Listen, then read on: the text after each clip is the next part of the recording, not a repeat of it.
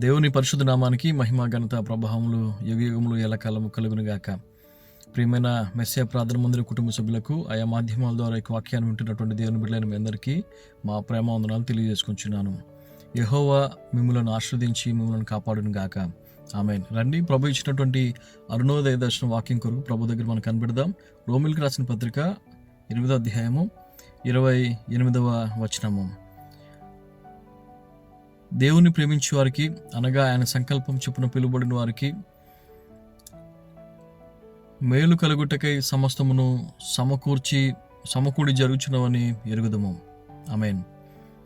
ప్రియులారా, మనము సమకూర్చి మనము గొప్పవారం అవ్వాలని, సమకూర్చి మన పిల్లలను గొప్పవారిని చేయాలని, సమకూర్చి మనము ఏదో భావితరాలకు మనం చేయాలని మనము ఎంత దూరం వచ్చాం. ఈ ఉద్యోగాలు చేస్తుంటున్నాం, ఎన్ని విద్యలు మనం నేర్చుకుంటున్నాం, ఎన్ని వేషాలు మనం వేస్తుంటున్నాం, ఎంతగా శ్రమ పడుతుంటాం. దేని కొరకంటే సమకూర్చుకోవాలి, మన కొరకు సమకూర్చుకోవాలి, మన పిల్లల కొరకు సమకూర్చుకోవాలి, మన తల్లిదండ్రుల కొరకు సమకూర్చుకోవాలి. పిల్లల సమకూర్చుకోవడం కోసమే అన్ని రకాలైన విద్యలు, అబద్ధాలు మోసాలు చేస్తూ మానవుడు ఏం చేస్తున్నాడంటే దేవునికి దూరంగా పారిపోతూ ఉంటున్నాడు. కానీ వాక్యం సెలవిస్తుంది, పిల్లలు గమనించండి, ప్రభుకి వాక్యం సెలవిస్తుంది, ఎప్పుడైతే నువ్వు ప్రభువుని ప్రేమిస్తుంటున్నావో ప్రభువు నీకు సమస్తం కూడా సమకూరుస్తారని చెప్పేసి వాక్యంలో మనం చూస్తున్నాం.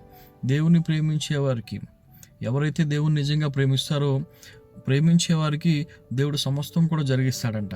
మనం ఏం చేస్తామంటే దేవుని ప్రేమిస్తున్నామని చెప్తూ ఆ మాటను మనం నమ్మకుండా, లేకుంటే దేవుని యొక్క మాటను మనము విస్మరించి మనం ఏం చేస్తామంటే అపనమ్మకంతో మనల్ని మనమే ఎక్కువగా శ్రమ పెట్టుకుంటూ పొద్దున్నే 3 గంటల నుంచి, పొద్దున్న 4 గంటల నుంచి 5 గంటల నుంచి పనుల కొరకు పరిగెత్తు మనం ఏం చేస్తామంటే దేవుని సన్నిధిని నిర్లక్ష్యపెట్టి, ప్రార్థన నిర్లక్ష్యపెట్టి, విశ్వాస జీవితాన్ని నిర్లక్ష్యపెట్టి, ఆత్మీయతను నిర్లక్ష్యపెట్టి మనం చేస్తామంటే ఓవర్ టైంలు చేస్తూ, డ్యూటీలు చేస్తూ ప్రభువుకు దూరంగా వెళ్ళిపోతుంటాం. కానీ ప్రభు అంటున్నాడు, నువ్వు నన్ను ప్రేమిస్తే, నువ్వు మొదట నా నీతిని, నా రాజ్యాన్ని నువ్వు ఎదిగితే నీకు సమస్తము కూడా జరిగిస్తాను, నీకు సమస్తము నేను ఏర్పాటు చేస్తానని చెప్పేసి ప్రభు అంటున్నాడు. ఇక్కడ అంటున్నాడు, మేలుకై సమస్తము నీకు చేస్తే ఇటువంటి దేవుడు అనుకుంటున్నాడు. హల్లెలూయా. మన తండ్రి ఎలాంటి తండ్రి అంటే, ఇప్పుడు నువ్వు నీ కోసం ఇప్పుడు సమకూర్చడానికి వచ్చినటువంటి తండ్రి కాదు. ఆయన నిన్ను తల్లి గర్భంలో నిర్మించుకున్నప్పుడే, ఆయన నిన్ను రూపించుకున్నప్పుడే నీకేం కావాలో సమస్తం కూడా ఆయన సమకూర్చాడు.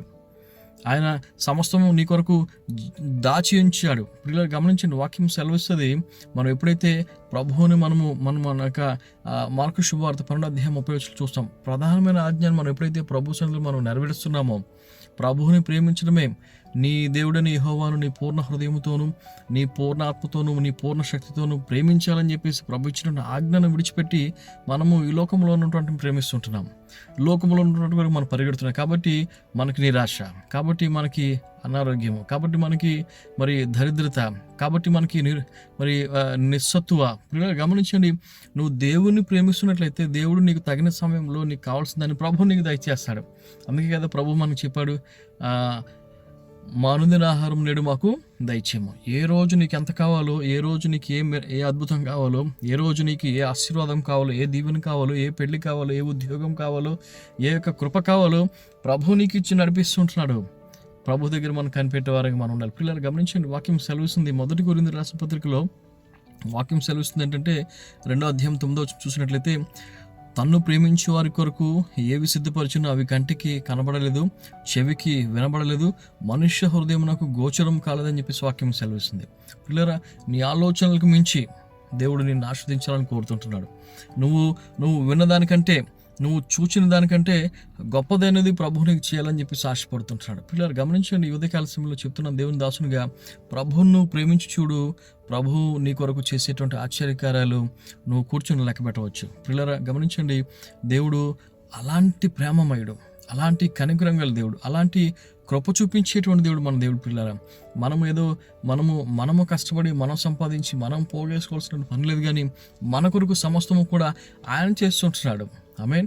ఎప్పుడైతే మనం ఆయన వాక్యానుసారంగా నడుచుకుంటున్నామో, ఎప్పుడైతే ఆయన వాక్యానుసారంగా మనం జీవిస్తుంటున్నామో, దేవుడు తప్పక మనం దర్శిస్తున్నాడు. మనకు అవసరంగా ఉన్నటువంటి సమస్తం ఆయనకు తెలుసు. ఆయన మనకి సమస్తం కూడా ధారాళంగా దయచేస్తుంటున్నాడు. నీ ఇంట్లో నీ బియ్యం డబ్బాలో బియ్యం గింజలు ఉన్నాయో ప్రభువుకు తెలుసు. హల్లెలూయా. ఆయనకి తెలియంది లేదు, ఆయనకి మరిగేంది లేదు, ఆయనకి సమస్తము కూడా తెలుసు. నువ్వు వెళుతున్నటువంటి బాధ, నువ్వు పడుతున్నటువంటి దుఃఖము ప్రభువుకు తెలుసు. ఉదయకాల సమయంలో ప్రభువును ప్రేమించుడు, ప్రభువుని జీవితాలు అద్భుతాలు చేస్తున్నాడు. దేవుడు అట్టి కృప మనకు దయచేయను గాక. ప్రార్థన చేసుకుందాం. మహాపరిశుద్ధుడా, నీకు వందనాలు తండ్రి. నిన్ను ప్రేమించే వారికి నాయన, నిన్ను ప్రేమించే వారిని ఆస్తికర్తలుగా నువ్వు చేస్తానని చెప్పావు ప్రభువా. నాయన, నీ యొక్క కుడి చేతిలో నాయన సుఖములున్నాయని ప్రభువా, నాయన సుఖములున్నాయని మా తండ్రి సంపూర్ణ సంతోషం ఉందని వాక్యములు మీరు సెలవిస్తున్నారు. ఇదిగో తండ్రి, నిన్ను విడిచిపెట్టి తిరగకుండా నిన్ను ప్రేమించి నీ సందులో ప్రభు నిత్యము ఉండడానికి మాకు సహాయం తెచ్చండి. ఈ వాక్యం ఉన్నటువంటి ప్రతి బిడ్డను మీరు దీవించండి. అనారోగ్యంగా వారిని స్వస్థపరచండి. ఆర్థిక విషయాల్లో సహాయం చేయండి. అపబాధల నుంచి విడిపించండి. నీకు వందనాలు. నీ బిడ్డలు నిన్ను ప్రేమిస్తున్నారు నాయన, వారికి నీకు మెండైన దీవులు మీరు దయచేయండి. యేసు నామములో అడుగుచున్నాను తండ్రి, amen. God bless you. We bless you all. Amen.